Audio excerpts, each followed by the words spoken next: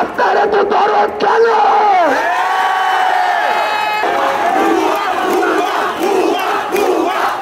বাংলাদেশ রাষ্ট্রের আরেকটি পুনর্জন্ম প্রয়োজন।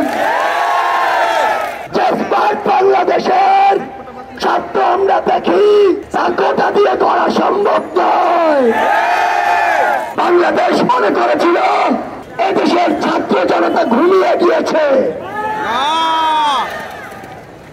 কিন্তু বাংলাদেশকে মনে করিয়ে দিতে চাই বাংলাদেশের যে মানুষগুলো ছাত্র জনতার সাথে অন্যায় করতে চায়, বৈষম্য করতে চায়, তাদেরকে মনে করিয়ে দিতে চাই ছাত্র সমাজ ঘুমিয়ে পড়ে নাই। যখন প্রয়োজন হবে ছাত্র সমাজ 24-এর মতো আবার জেগে উঠবে। আমরা বিশ্বাস করি 71-এর পরে এই 24-এ বাংলাদেশ রাষ্ট্রের আরেকটি পুনর্জন্ম প্রয়োজন। কোটার দিন শেষ, সংগ্রামী ছাত্র বন্ধুরা, কিছু মানুষ আমাদের ধৈর্যের পরীক্ষা নিচ্ছে। আমরা কি 7 দিনে ঝিমিয়ে পড়ব?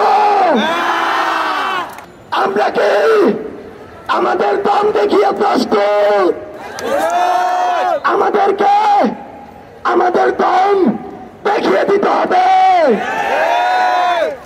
আমরা শিক্ষামন্ত্রীকে প্রশ্ন করতে চাই, তিনি বলেন হাইকোর্ট যা বলেছে তাই নাকি হবে?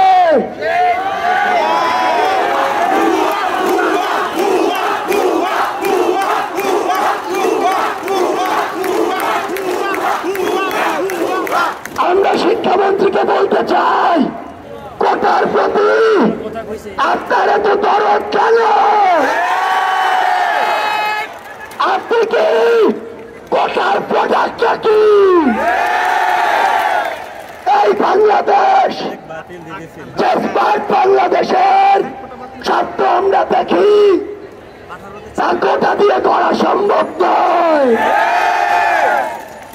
যদি উন্নত বাংলাদেশ করতে চাই, সোনার বাংলা করতে চাই, এই বাংলাকে মেধাবীদের হাতে ছেড়ে দিতে হবে।